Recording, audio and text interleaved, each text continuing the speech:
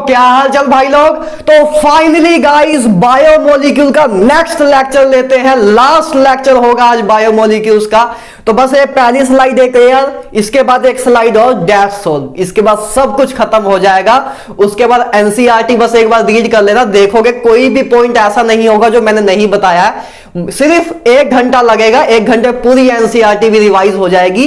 तो बिल्कुल perfect way में आपका बायोमोलिक्यूल्स हो जाएगा जिससे आप डरते थे। ठीक है, तो अब यार हम पहले पांच कार्बोहाइड्रेट्स के बारे में इंपॉर्टेंटली देख चुके हैं। सबसे पहले हमने ग्लूकोज किया था, फिर हमने फ्रक्टोज किया था, फिर माल्टोज, लैक्टोज और सुक्रोज के बारे में किया था। तो 5 कार्बोहाइड्रेट्स को हम देख चुके हैं। तो अब हम आगे मूव ऑन करेंगे। सबसे पहले क्या करो, अपनी आंखें बंद करो, पूरी एनर्जी अंदर इकट्ठी करो और शुरू हो जाओ। तो गाइस चलो शुरू करते हैं। अब 6th पे आते हैं। 8 अपने कार्बोहाइड्रेट्स हैं अपने सिलेबस में, तो हम 5 तक डिस्कस कर चुके हैं। अब 6 की बात करते हैं। तो सबसे पहले बात करेंगे स्टार्च के बारे में। देखो स्टार्च होता क्या है। स्टार्च प्लांट्स में होता है गाइस। स्टार्च किस में होता है? प्लांट्स में। एक तरह का स्टोरेज की तरह काम करता है प्लांट्स में। जैसे प्लांट्स जो वाटर या सनलाइट को स्टोर कर, एनर्जी जो स्टोर करके रखते हैं वो स्टार्च की फॉर्म में स्टोर करके रखते हैं। स्टार्च के अंदर स्टोर करके रखते हैं। जैसे अपने घर में गोडाउन होता है ना, ऐसे कोई चीज अपना स्टोर रूम होता है। अपने घर में स्टोर रूम होता है जहां हम चीजें स्टोर करके रखते हैं। तो इसी तरह प्लांट्स में स्टार्च होता है जो एक्ट करता है एज ए स्टोरेज। प्लांट्स अपनी सारी चीजें स्टार्च में स्टोर करके रखता है। मतलब प्लांट्स का स्टोर रूम क्या है? स्टार्च। प्लांट्स का स्टोर रूम क्या है? स्टार्च। ठीक है, स्टार्च क्या है? एक स्टोरेज है। ठीक है, स्टार्च एक स्टोरेज है। जैसे बात करें अपना जैसे लैपटॉप होता है। ठीक है, लैपटॉप में रैम रोम होती है, मेमोरी होती है, जिसमें अपनी मेमोरी स्टोरेज होता है, जिसमें हम अपना डाटा स्टोर होता है। ठीक है, उसी तरह स्टार्च प्लांट्स में है। प्लांट्स की एक स्टोरेज है। प्लांट्स की स्टोरेज को बोलते हैं स्टार्च। क्लियर है बात? तो अब बात करते हैं, मेन बात पे आते हैं जिससे क्वेश्चन आते हैं। देखो स्टार्च होता क्या है। Starch is a polymer of alpha glucose. Alpha glucose का पॉलीमर होता है। पॉलीमर मैं आपको नेक्स्ट लेक्चर कराऊंगा। अभी नेक्स्ट चैप्टर अपना पॉलीमर ही होगा। तो पॉलीमर्स आपको आई होप पता होगा। पॉलीमर्स क्या होते हैं? जब एक लॉन्ग चेन बनती जाती है एक मॉलिक्यूल की। जैसे आपने पॉलीथीन देखा हो, जो आपके घर में लिफाफा यूज होता है, मतलब जो लिफाफा यूज होता है, ठीक है ना, पॉलीथीन। तो पॉलीथीन देखो, पॉलीथीन क्या होता है? देखो एक इथीन के मॉलिक्यूल से बना होता है। इथीन के मॉलिक्यूल, देखो इथीन के मॉलिक्यूल आगे ऐसे इथीन के मॉलिक्यूल और ऐसे इथीन के मॉलिक्यूल और आगे ऐसे चेन बनते जाती है। ऐसे चेन बनते जाती है तब आपको पॉलीमर्स मिलते हैं। पॉलीमर आप क्या देखो, जैसे आपका पॉलीथीन है, वेट ए मिनट, ये आपका पॉलीथीन है जैसे, तो ये इथीन से बना हुआ है। ठीक है, अभी इसमें बहुत मिट्टी है तो ये इथीन से बना हुआ है। ठीक है ना, इथीन के मॉलिक्यूल्स की एक लंबी चेन्स बनती आई, तब जाके आपका पॉलीथीन बना। तो इसको बोलते हैं पॉलीमर। इसको हम नेक्स्ट लेक्चर में भी स्टडी करेंगे। बहुत मिट्टी थी इसमें, ठीक है ना, काफी टाइम से ऐसे ही रखा हुआ था। तो बात करते हैं पॉलीमर को हम करेंगे भी नेक्स्ट लेक्चर में। तो स्टार्च क्या होता है? पहली बात आपको मैंने कराया था, पहले मैंने आपको कराया था पॉलीसैकेराइड्स। एक आपको उसमें मैंने एग्जांपल भी बताई थी कि पॉलीसैकेराइड्स क्या होते हैं। उसकी एग्जांपल मैंने बताई थी आपको कि स्टार्च होता है, सेलुलोज होता है और glycogen. These are a polysaccharides, जिसमें 10 से ज्यादा यूनिट्स होती हैं।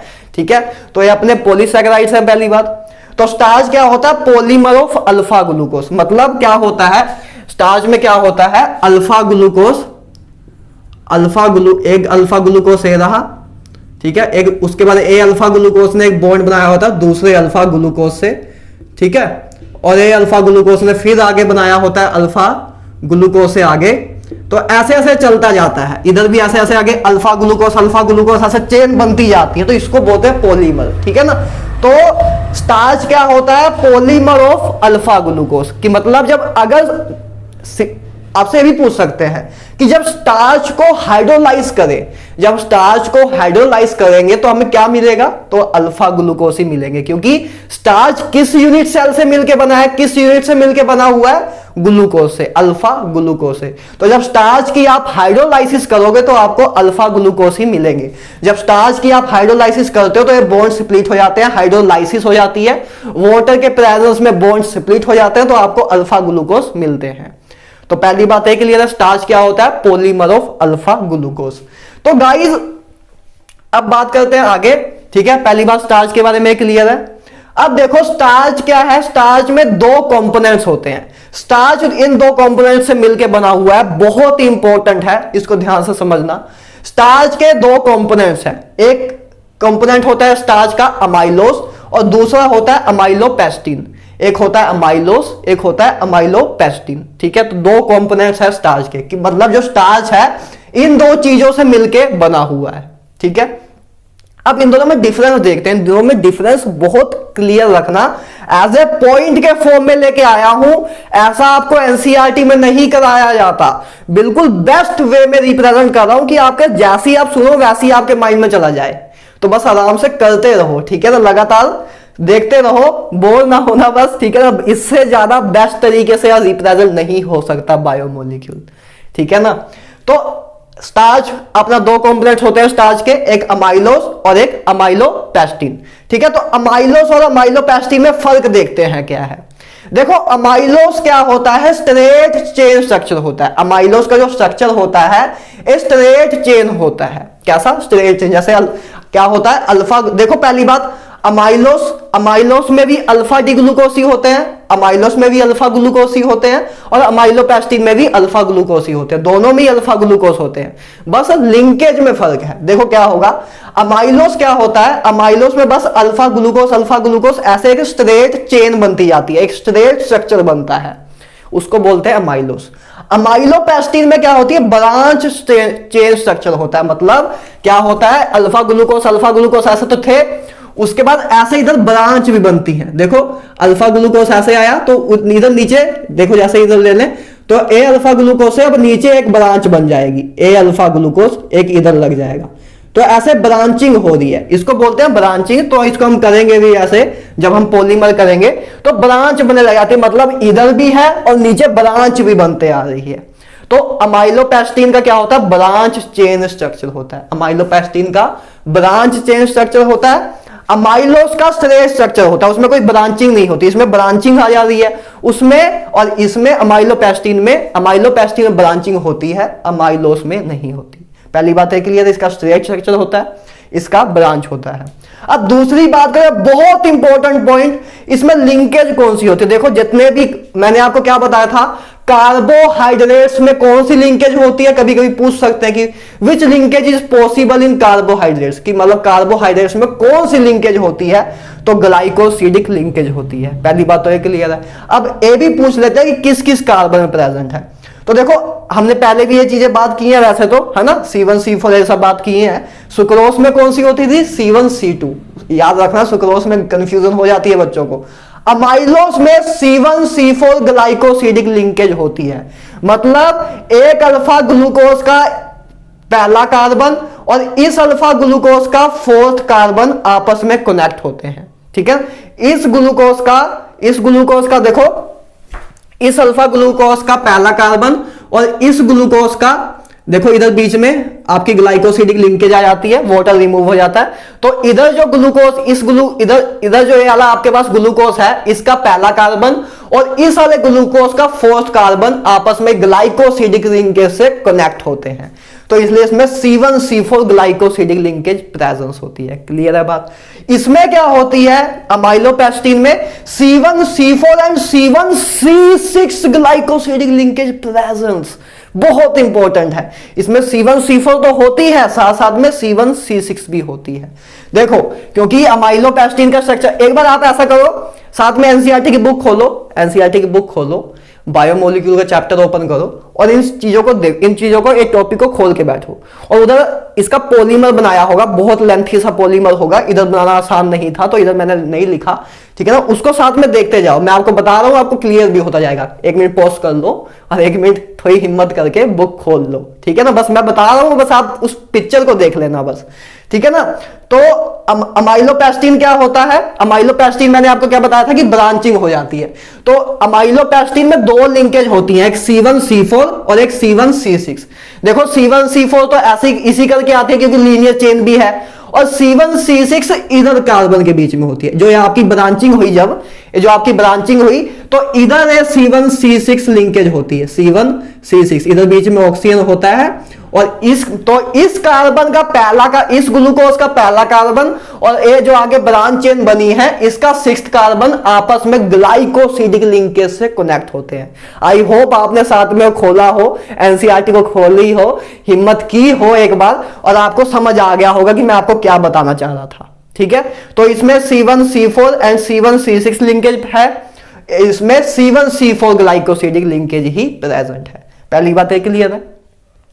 अब नेक्स्ट चीज, अमाइलोस जो होता है वाटर सोल्यूबल होता है, पानी में घुल जाता है, वाटर सोल्यूबल होता है, पानी में लॉस हो जाता है। इसको ऐसे भी याद कर सकते हो, इस अमाइलोस लॉस, ठीक है ना, लॉस। तो इसमें पानी में लॉस हो जाता है, पानी से मोहब्बत कर लेता है, ठीक है। तो वाटर सोल्यूबल मैंने ऐसे एक बार याद रखा था क्योंकि मुझे पहली बार कंफ्यूजन हो रही थी, मुझे पहली बार कंफ्यूजन हो रहा था, याद नहीं हो रहा था कि मतलब कंफ्यूज हो रहा था मैं कि अमाइलोस और अमाइलोपेस्टिन में कौन वाटर सोल्यूबल है। तो मैंने लॉस वर्ड से याद रख लिया था उस टाइम, अब तो वैसे ही बाय हार्ट याद हो गया है, लेकिन वैसे मैं सोचा आपको ही बता दूं कि आपको अगर कंफ्यूजन हो रही है कि इन दोनों में से कौन सा वाटर सोल्यूबल है, उस टाइम अगर आप कभी भूल जाओ तो याद रखना जो जिसके साथ में लॉस लिखा है वो वाटर सोल्यूबल है, क्योंकि वो वाटर में अच्छी तरह सोल्यूबल हो जाता है, अच्छी तरह लॉस हो जाता है।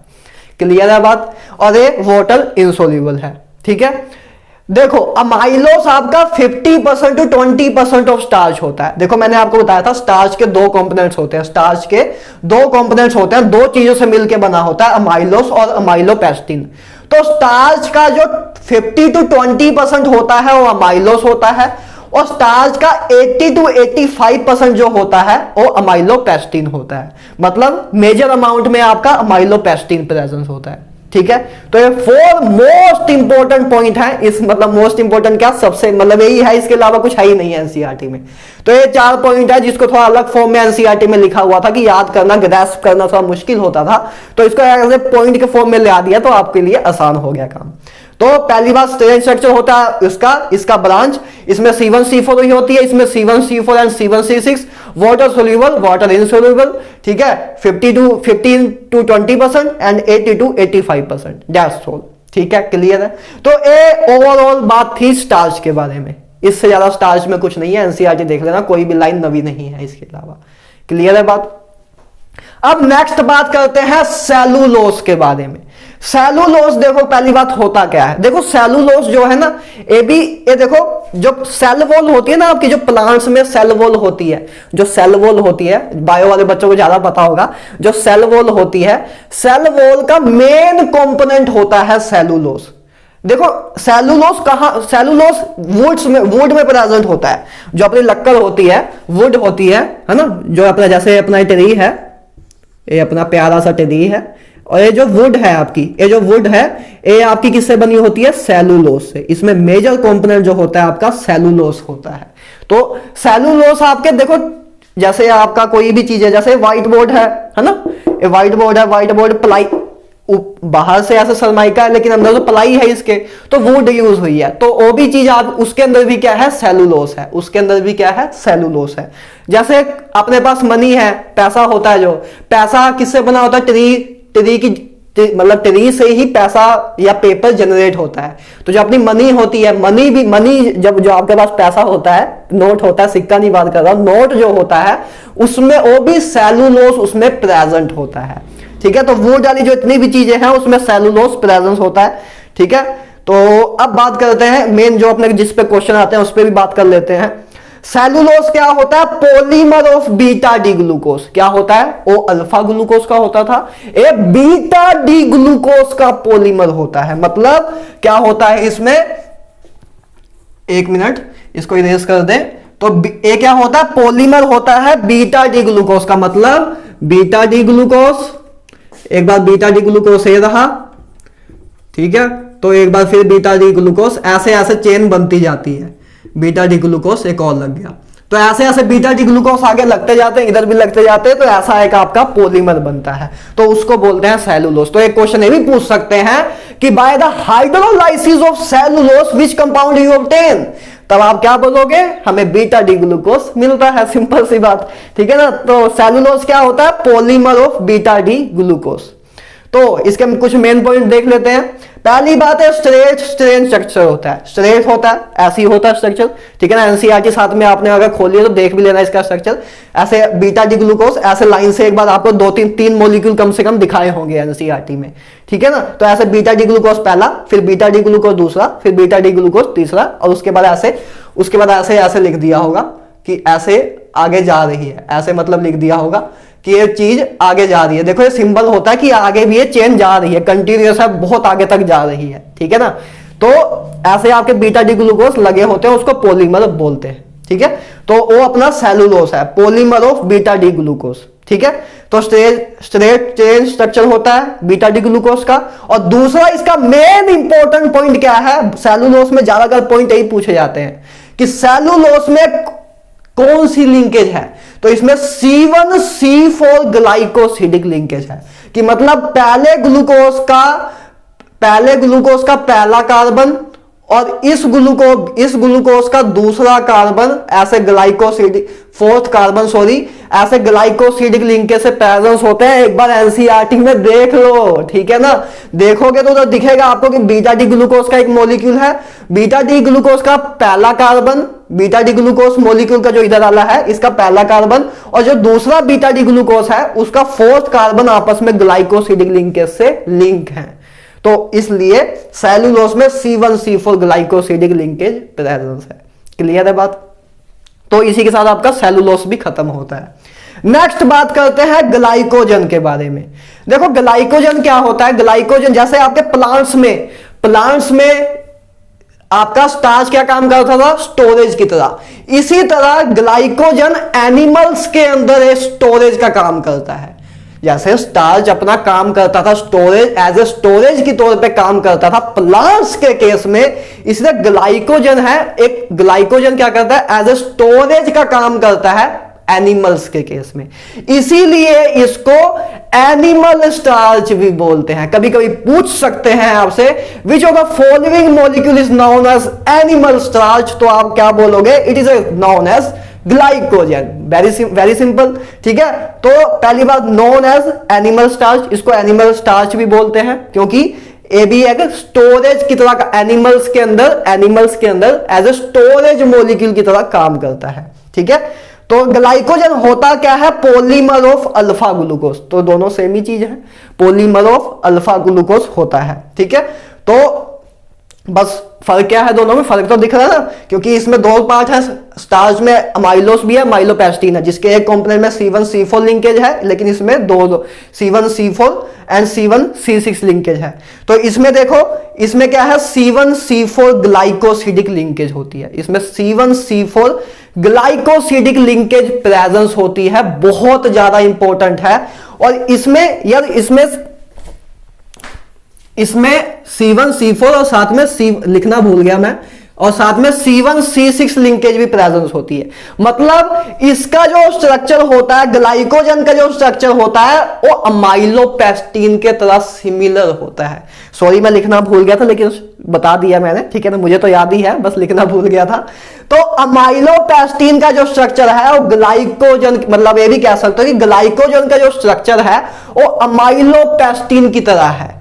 इनफैक्ट ये भी कह सकते हो कि जो आपकी अमाइलोपेस्टीन में जो आपकी ऐसे आगे लिंकेज बन रही थी, आगे ऐसे जो लिंकेज थी, है ना, ब्रांच बन रही थी, जो आपके नीचे अमाइलोपेस्टीन में भी ब्रांच है, तो जो आपका ग्लाइकोजन है इसमें अमाइलोपेस्टीन से भी ज्यादा ब्रांचिंग होती है, मतलब इसमें ब्रांचिंग बहुत ज्यादा होती है, इसमें ब्रांचिंग अमाइलोपेस्टीन से भी इनफैक्ट ज्यादा होती है। देखो दोनों ही अमाइलोपेस्टीन भी और ग्लाइकोजन भी दोनों ही आपके ब्रांच स्ट्रक्चर होते हैं।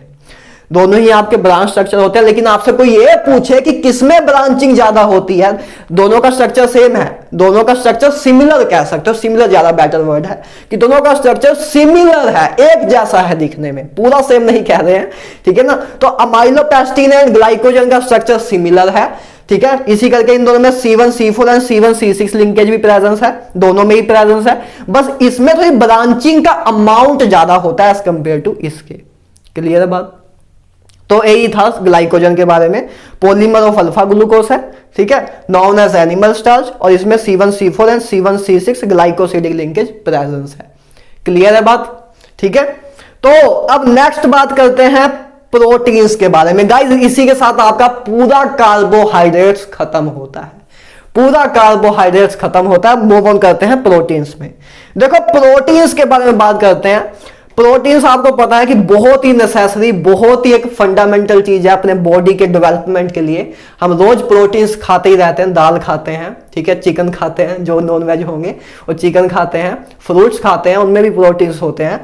तो प्रोटीन्स बहुत नेसेसरी है अपनी बॉडी की डेवलपमेंट के लिए, ठीक है ना। तो प्रोटीन्स एक बहुत ही फंडामेंटल, बहुत ही इंपॉर्टेंट चीज है अपने बॉडी के लिए, ठीक है। तो प्रोटीन्स की बात करते हैं, इसकी अब साइंटिफिक डेफिनेशन देखते हैं क्या होता है। तो प्रोटीन्स क्या होते हैं? Polymer of alpha amino acid. क्या होते हैं? पॉलीमर होते हैं अल्फा अमीनो एसिड के। किसके? Alpha amino acid. अमीनो, पहले बात करते हैं अमीनो एसिड क्या होते हैं। अल्फा अमीनो तो बाद में देखेंगे, पहले बात कर लेते हैं कि अमीनो एसिड क्या होते हैं। अमीनो एसिड देखो क्या होते हैं। देखो वैसे आपके सिलेबस में अल्फा अमीनो एसिड ही होता है, ठीक है ना। चलो पहले अल्फा अमीनो एसिड देख लो, फिर वो आसान रहेगा।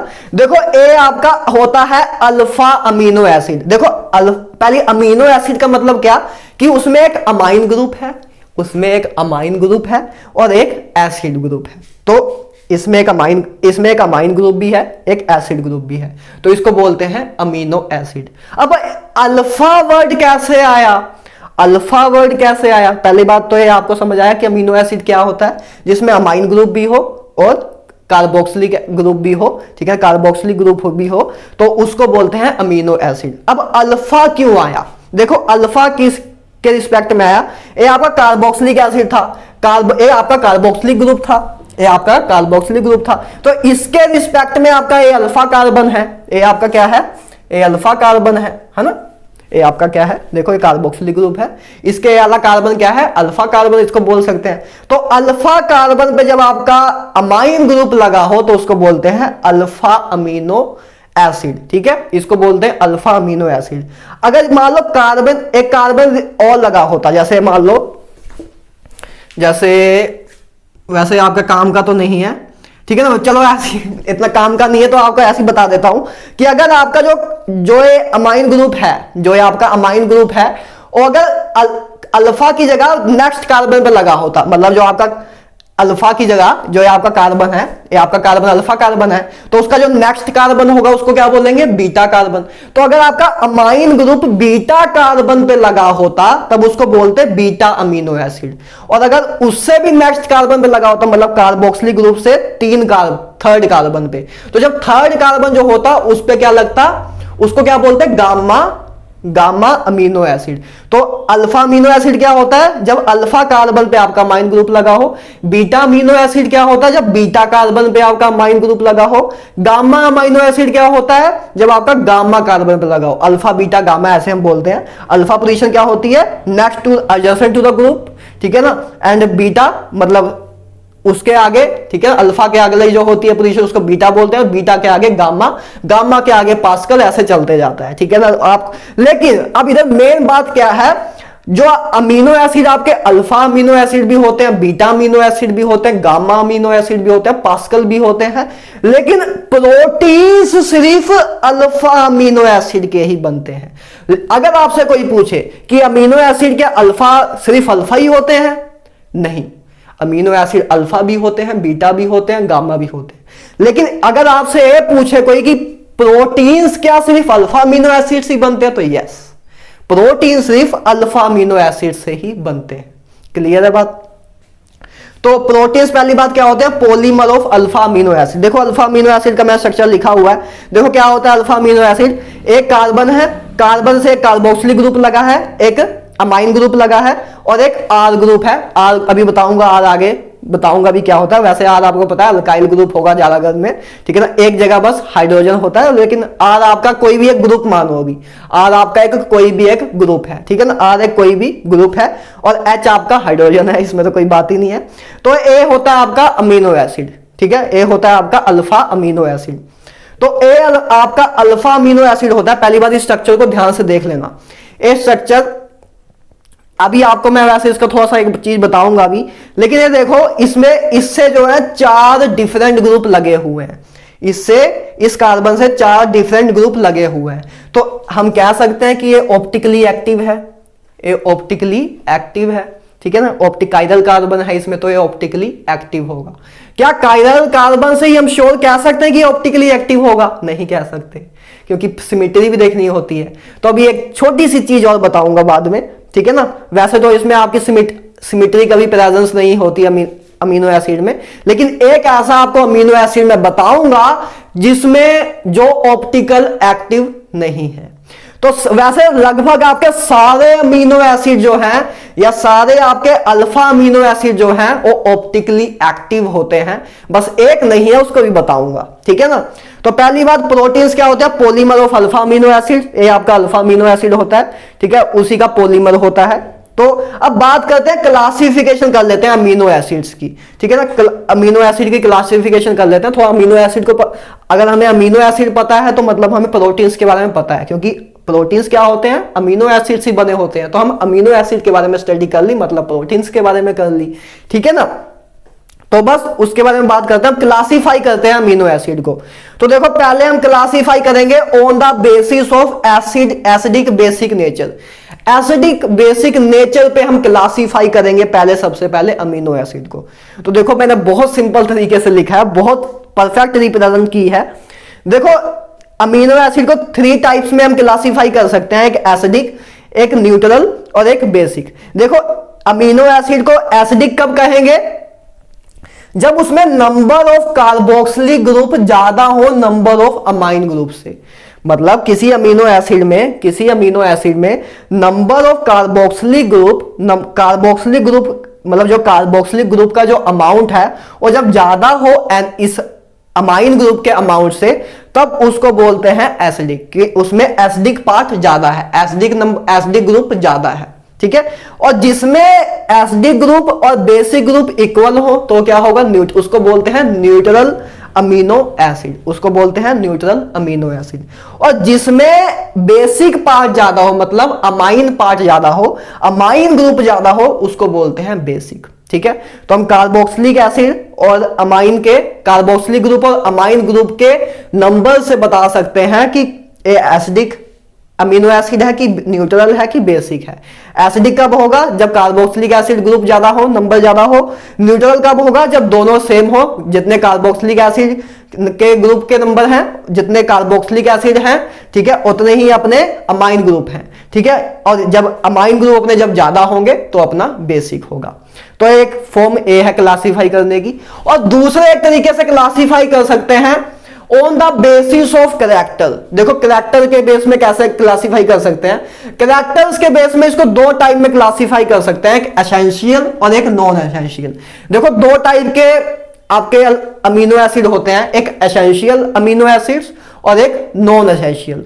देखो एसेंशियल क्या होते हैं, देखो एक काम वैसा ही है, नॉन एसेंशियल मतलब जिनकी हमें जरूरत नहीं होती, जिनकी हमें जरूरत नहीं होती, मतलब सिंथाइज्ड इन आवर बॉडी, जो अपने बॉडी में अपने आप ही बन जाते हैं, हमें कहीं बाहर से लेने की जरूरत नहीं पड़ती। तो नॉन एसेंशियल है कि उनको हमें जरूरत नहीं है, उनकी हमें जरूरत नहीं है, अपने बॉडी में अपने आप ही बन जाते हैं। तो वो क्या होते हैं, नॉन एसेंशियल, कि उनकी हमें जरूरत नहीं है, हमें बाहर से खरीदने नहीं पड़ते एज ए सप्लीमेंट्स, उसको हम अपने मतलब हमें बाहर एज ए सप्लीमेंट्स के तौर पे उनको खरीदना नहीं पड़ता। जैसे हम दाल तो खरीद के लेके आते हैं, लेकिन कुछ ऐसे प्रोटीन्स हैं जो अपने बॉडी में अपने आप ही बन जाते हैं, तो उनकी हमें जरूरत नहीं होती मार्केट से खरीदने की, तो उनको बोलते हैं नॉन एसेंशियल, कि उनकी हमें जरूरत नहीं है। वही बात है घर की मुर्गी दाल बराबर ठीक है ना, कि अपने अपने जब बॉडी में ही बन रहे हैं तो जरूरत क्या है हमें, तो इसलिए उनका नाम रख दिया, बेचारों की बेइज्जती कर दी कि नॉन एसेंशियल, की इनकी हमें जरूरत नहीं है। ठीक है, तो सिंथाइज इन अवर बॉडी। तो नॉन एसेंशियल क्या होते हैं, जो अपने बॉडीज में बनते हैं।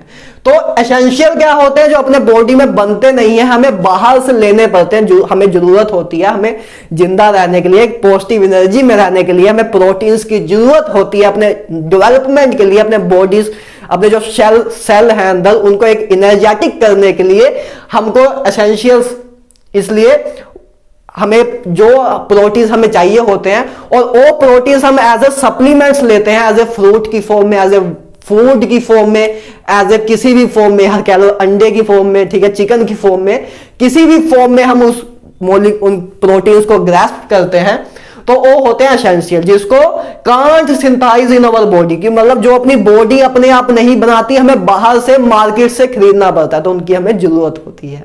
ठीक है, जो अपने बॉडी में खुद बन जाए और नॉन एसेंशियल, जो बॉडी में खुद ना बने वो एसेंशियल। तो ऐसे भी आप क्लासिफाई कर सकते हो। ठीक है ना। अब बात करते हैं main points of alpha amino acid.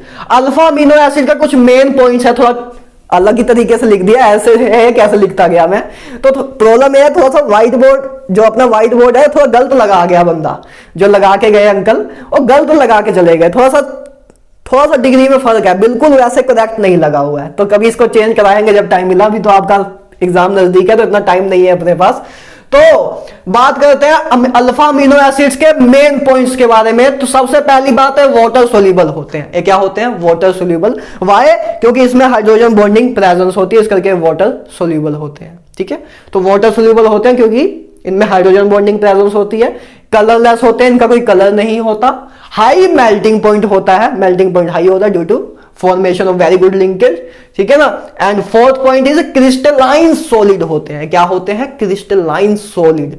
इससे एक चीज क्लियर रखना भाई साहब, कभी इसी में फंसा सकते हैं, आपको पूछ सकते हैं कि कौन सी स्टेट में होता है, तो आप बोलोगे नहीं भाई ये तो इसमें क्या नाम है, आप क्योंकि बच्चों के माइंड में क्या आता है जब अल्फा अमीनो एसिड, एसिड जैसे आता है बच्चे सोचते हैं लिक्विड है, तो भाई काम खत्म कर देते हैं हम। लेकिन उधर आपसे पूछ लिया, वैसे पूछा तो नहीं है आज तक, लेकिन मैं होऊंगा तो मैं पूछूंगा आपसे, क्योंकि मैं देखना चाहता हूं आप हर एक चीज के लिए डीपली कर रहे हो। तो आपको पता होना चाहिए कि अल्फा अमीनो एसिड क्या होता है? क्रिस्टलाइन सॉलिड होता है। क्या होता है? Crystalline solid. क्लियर है बात? अच्छा चलो, वैसे तो इनऑर्गेनिक का पॉइंट है। बताओ HCl लिक्विड फॉर्म में लिक्विड होता है, सॉलिड होता है कि गैस होता है? वैसे ही पूछ रहा हूं, बताओ। HCl काफी बच्चों को लगता होगा कि लिक्विड होता है, काफी बच्चों को लगता है ये लिक्विड होता है, लेकिन HCl आपका गैस होता है। जनरली आपका HCl गैस फॉर्म में प्रेजेंस होता है। ठीक है ना, उसका हम सोल्यूशन बनाते हैं बाद में। तो HCl आपकी वैसे गैस होती है, इनऑर्गेनिक का पॉइंट है, लेकिन वैसे ये रिलेट कर रहा था, मैंने कहा पूछ लूं, शायद आपके एग्जाम में आ जाए, तो अभी बता दिया तो काम हो जाएगा। ठीक है ना। देखो बात करते हैं इसके आगे। देखो इसमें एक बहुत अच्छी चीज आपको बतानी है। देखो ये आपका अल्फा अमीनो एसिड होता है, देखो ये होता है ना, कार्बन, एक हाइड्रोजन, एक R ग्रुप, एक NH2 और एक COH। ठीक है ना। तो देखो क्या होता है, ये आपस में इक्विलिब्रियम आता है, ये दो स्ट्रक्चर आपस में इंटरचेंज होते रहते हैं। क्या होता है? जो H पॉजिटिव होता है, जो आपका H पॉजिटिव होता है, ये आपका इधर आ जाता है ना। जो आपका कार्बोक्स, देखो कार्बोक्सिलिक एसिड है, एसिडिक चीज है। कार्बोक्सिलिक ग्रुप क्या होता है? एसिडिक होता है। और ये क्या है आपका? Amine group. अमाइन ग्रुप क्या होता है? बेसिक। तो बेस क्या करता है? H पॉजिटिव को लेता है, और एसिड क्या करता है? H पॉजिटिव को रिलीज करता है। तो ये अपना एसिड है, तो ये H पॉजिटिव को रिलीज करेगा और ये ले लेगा, तो ये आपका H पॉजिटिव ले लेगा, तो ये आपका फाइनल कंपाउंड ये बन जाएगा। तो ऐसे ये आपस में इंटरचेंज होते रहते हैं। जल्दी ये आपका अल्कलाइन मीडियम में होता है, अल्कलाइन मीडियम में ये होता है। तो जो ये आपका कंपाउंड बना, इसको बोलते हैं ज्यूइटर आयन। क्या बोलते हैं? ज्यूइटर आयन। ठीक है, क्रेजी सा नेम लगता है, ज्यूइटर आयन बोलते हैं इसको। तो ज्यूइटर, देखो ये आपका जो ज्यूइटर आयन है, इसमें खास बात क्या है? पहली बात तो ए जो है न्यूट्रल होता है, ज्यूटर, देखो नाम है ज्यूटर आयन, आयन नाम है, आयन भी है, मतलब आयन तो हमें पता है चार्ज स्पीसीज होती है, लेकिन आपसे कोई पूछे ज्यूटर आयन ज्यूटर आयन में चार्ज क्या होता है तो आप बोलोगे न्यूट्रल, क्योंकि उसमें जितना पॉजिटिव चार्ज है उतना ही नेगेटिव चार्ज है। तो एक क्वेश्चन भी पूछ सकते हैं।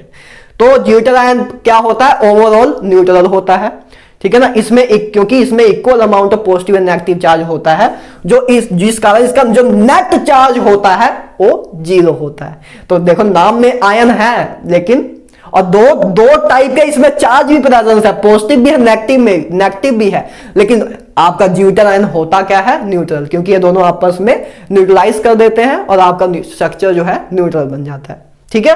तो ये आपका ज्यूटर आयन होता है, और यही मेन रीजन भी होता है इसका क्रिस्टलाइन स्ट्रक्चर, क्रिस्टलाइन सॉलिड बनने का। ज्यूटर आयन बनने के कारण ही ये क्रिस्टलाइन सॉलिड की फॉर्म में एग्जिस्ट करता है, ज्यूटर आयन के बनने के कारण ही एक क्रिस्टलाइन सॉलिड के फॉर्म में एग्जिस्ट करता है, ठीक है ना। तो अब बात करते हैं आगे। देखो सबसे पहले ज्यूटर आयन तक क्लियर है, ठीक है। एक्सेप्ट, अब एक बहुत इंपॉर्टेंट पॉइंट, बहुत ज्यादा इंपॉर्टेंट पॉइंट, इतना इंपॉर्टेंट नहीं है जितना वैसे बोल रहा हूं, बस इसलिए बोल रहा हूं कि याद हो जाए, ठीक है ना। Except glycine all naturally occurring alpha amino acid are optically active, ठीक है ना। ग्लाइसिन, देखो अब काफी कह रहे बच्चे कह रहे हैं ग्लाइसिन क्या होता है, तो ग्लाइसिन देखो क्या होता है, मैंने आपको कराया था अभी आर ग्रुप। तो आर ग्रुप की जगह अगर आपका हाइड्रोजन लगा हो, आर ग्रुप की जगह आपका हाइड्रोजन लगाओ, आर ग्रुप मतलब आर आपका क्या है, इधर हाइड्रोजन है, ठीक है। मैंने आपको बोला था आर इधर अल्काइल ग्रुप ना मानना, इधर आर कोई भी एक ग्रुप है, आर कोई भी एक ग्रुप है। तो ग्रुप अगर आपका हाइड्रोजन है, तब देखो अब एक काइरल कार्बन नहीं रह गया, क्योंकि दो सेम ग्रुप हो गए। तो बस एक ही ऐसा अल्फा अमीनो एसिड है जो naturally occurring alpha amino acid, सिर्फ एक है ऐसा जो ऑप्टिकली एक्टिव नहीं है। बाकी जितने भी सारे आपके अल्फा अमीनो एसिड हैं वो आपके क्या है, optically active. Except glycine all naturally occurring alpha amino acid are optically active. तो इस पॉइंट को क्लियर रखना, ठीक है ना। अब मैं वापस इस बेचारे को बना दूं, ठीक है ना। तो ए हो गया आपका, क्लियर है बात। अब देखो कुछ आपको अमीनो एसिड्स बताने हैं मैंने, देखो इनको याद कर लेना, कोशिश करना याद करने की, थोड़ा टफ है, पूरे बायोमोलिक्यूल्स में सबसे ज्यादा टफ इसी चीज को याद करना है। लेकिन मैंने आपके एनसीईआरटी में 20 अमीनो एसिड लिखे हुए हैं, ठीक है, लेकिन मैंने मेन इंपॉर्टेंट लिखे हैं, क्योंकि इतना भी याद रख लो, इतना भी याद रखना टफ हो जाएगा। वैसे एक बार आप उसकी लिस्ट देख लेना, ठीक है ना। आपको अल्फा अमीनो मतलब अमीनो एसिड्स की एक लिस्ट दी होगी, एक पूरे पेज में पूरा लिस्ट होगी 20 अमीनो एसिड्स की, तो उसको आप एनसीईआरटी में देख लेना। जिसकी ज्यादा मेमोरी स्ट्रांग हो उसको जरूर कर लेना, ठीक है ना। अपनी मेमोरी का यूज करो, ठीक है। एक बार जरूर सब ट्राई मारना, जिसकी मेमोरी अच्छी भी हो जाए ना अच्छी हो, क्या पता आपसे अच्छी तरह याद हो जाए। तो लेकिन मैं इंपॉर्टेंस कुछ लिख के लेके आया हूं कि 8 मैं लिख के लेके आया हूं, ठीक है। तो इनके बारे में बात करते हैं, जो इंपॉर्टेंट की मैं बात करने आया हूं, क्योंकि इतना भी याद करना मुश्किल हो जाता है वैसे तो चलो इसको देखो, अमीनो एसिड्स देखते हैं। अब देखो मैंने बताया था कि आपको आर, देखो मैंने इस साइड क्या लिखे हैं, आर ग्रुप लिखा है। अब मैं आर की जगह पे ग्रुप लगाता जाऊंगा, आर की जगह पे इधर ग्रुप लगाता जाऊंगा, तो अमीनो एसिड्स आपके बनते जाएंगे।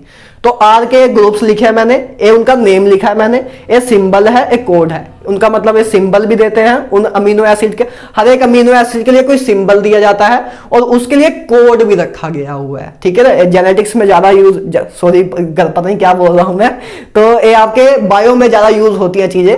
तो बात करते हैं, अभी समझ जाओगे। देखो बस वैसे तो लर्निंग वाली चीज है। अब देखो अगर आर की जगह, आर ग्रुप की जगह अगर आपका हाइड्रोजन हो, आर ग्रुप को आप रिप्लेस कर दो हाइड्रोजन से, तब आपका क्या बनता है, तब आपका क्या होगा स्ट्रक्चर, ए क्या बनेगा, अमीनो एसिड ग्लाइसिन। इसको क्या बोलेंगे, ग्लाइसिन। जब आपका आर की जगह क्या लगा दें हम, एच लगा दें, तो आपका जो अमीनो एसिड बनता है वो क्या होगा, आपका ग्लाइसिन। तो उसका सिंबल क्या यूज होता है, ग्लाई, उसमें GLY यूज करते हैं। तो ग्लाइसिन का सिंबल क्या होता है, ग्लाई। और इसका कोड क्या होता है, देखो 3 जो सिंबल लिखते हैं हम, और जनरली 3 वर्ड में लिखते हैं, है ना। और जो कोड होता है वो सिंगल वर्ड का होता है। तो कोड इसका क्या है, G, कोड इसका क्या है, G, ठीक है। तो अब अगर हम CH3 आर की जगह पर रिप्लेस कर दे CH3, मिथाइल ग्रुप अगर रिप्लेस कर दे, मतलब इधर हम मिथाइल ग्रुप लगा दे, तब आपका जो अब अमीनो एसिड है इसको बोलते हैं एलानाइन। इसको क्या बोलते हैं? एलानाइन। तो एलानाइन बोलते हैं इसको, और इसकी मतलब सिंबल क्या है? एला, ठीक है, ALA, ठीक है ना, और कोड A है। कोड इसका क्या है? A है। अगर अब ठीक है ना, मैं सारे बार बार नहीं लिखूंगा, बस आपको समझाना था कि ये चीज हो रही है, ठीक है ना। अगर अब आपका R ग्रुप की जगह A लिख दे, R ग्रुप की जगह A ग्रुप लगा दे, ठीक है, तो वो आपका जो अमीनो एसिड बनेगा वो क्या होगा? वेलिन, वेलाइन, ठीक है ना, और उसका जो सिंबल होगा VAL होगा, और कोड होगा V होगा, कोड उसका V होगा। अगर आपका R ग्रुप की जगह A ग्रुप लगा दे, R ग्रुप को रिप्लेस कर दे इस ग्रुप से, मतलब आपका R ग्रुप A ग्रुप है, तो आपका क्या होगा? उस स्ट्रक्चर का जो आपका अमीनो एसिड बनेगा उसको क्या बोलेंगे? ल्यूसाइन, ठीक है, और उसका जो सिंबल होगा LEU होगा, और उसका कोड जो होगा L होगा, कोड उसका L होगा, ठीक है ना। याद करना ही पड़ेगा यार, इसमें और कुछ नहीं कर सकते, ठीक है। इसलिए मैंने 8 लिखे, 20 के 20 नहीं लिखे, क्योंकि यही सबसे ज्यादा इंपॉर्टेंट भी है। और इसके अलावा अगर काफी बच्चे सोच रहे होंगे कि भैया इससे अलावा अगर उन 11 से आ गया तो अब क्या करूंगा, तो भाई कर लो फिर याद, और क्या कर सकता हूं, ठीक है। मैं आपकी तरफ से उतना आपको बता दे रहा हूं कि जितना मेन है, क्योंकि इसको भी याद करने में आपको पता है कि आपको देख के लग रहा है कि टाइम लगेगा, ठीक है ना।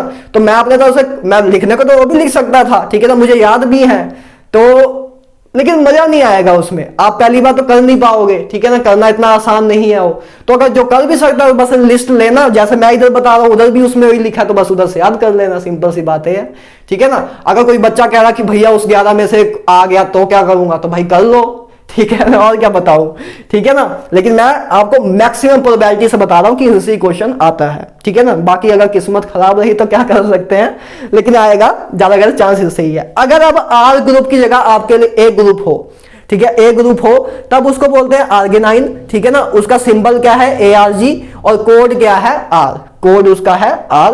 और अगर आपका R ग्रुप की जगह A ग्रुप हो तो उसको बोलते हैं लाइसिन, उसका सिंबल क्या है? LYS, और उसका कोड क्या है? K है। अगर आपका A ग्रुप लगाओ, देखो ये बहुत इंपॉर्टेंट है, ए भी काफी बार आया हुआ है, तो अगर R की जगह A ग्रुप लगा हो, CH2 और COH, ठीक है, CH2 और COH ऐसे ग्रुप हो, तो उसको बोलते हैं एस्पार्टिक एसिड, और उसका सिंबल क्या है? ASP, और कोड क्या है? D, कोड उसका क्या है? D। उसके बाद अगर OHCH2 अगर A ग्रुप लगा हो, ठीक है ना, R ग्रुप की जगह A ग्रुप हो, तब आपको जो अमीनो एसिड होगा उसको बोलते हैं सिलाइन, उसकी शॉर्ट फॉर्म सॉरी सिंबल क्या है? SCR, और उसका कोड क्या है? S, उसका कोड क्या है? S। अच्छा चलो एक और देख लो, एक और बहुत इंपॉर्टेंट है, मुझे याद आया तो मैं लिख देता हूं, ठीक है ना। वैसे याद तो मुझे सारे ही हैं, लेकिन उनका मैं कराना नहीं चाहता, ठीक है ना। तो SHCH2 देखो, बस OH की जगह हमने SH लगा दिया, थायो लिख दिया, है ना, सल्फर लगाते हैं तो थायो आ जाता है। तो SH क्या होता है? इसको अगर हमने R ग्रुप की जगह A ग्रुप लगा दिया, R ग्रुप की जगह A ग्रुप लगा दिया, तो जो आपका अमीनो एसिड बनता है उसको बोलते हैं सिस्टाइन।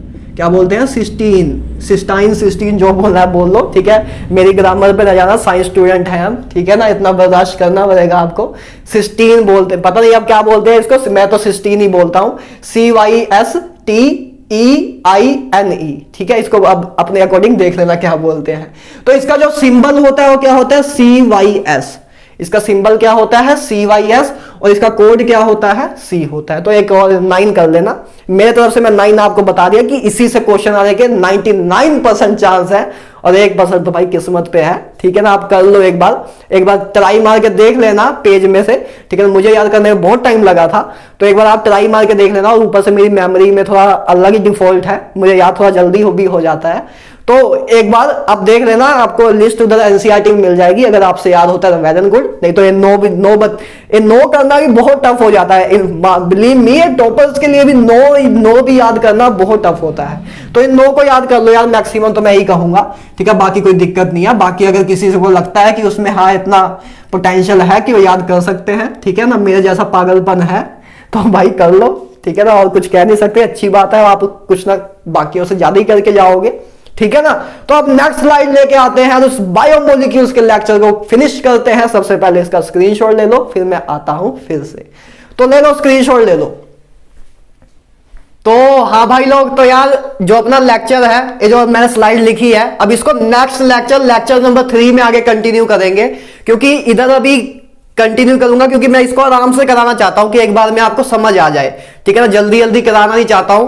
तो इसको नेक्स्ट लेक्चर में कवर करेंगे, क्योंकि इस लेक्चर को अगर प्रीवियस स्लाइड से कंबाइन कर दिया, इस स्लाइड को प्रीवियस स्लाइड से कंबाइन अगर कर देंगे तो लेक्चर बहुत लेंथी हो जाएगा और मेरे लिए अपलोड करना टफ हो जाएगा, वीडियो का जो साइज है वो बहुत ज्यादा हो जाएगा, ठीक है ना। तो इसको नेक्स्ट लेक्चर में कंटिन्यू करते हैं और मिलते हैं बहुत जल्द, तब तक goodbye, have a nice day.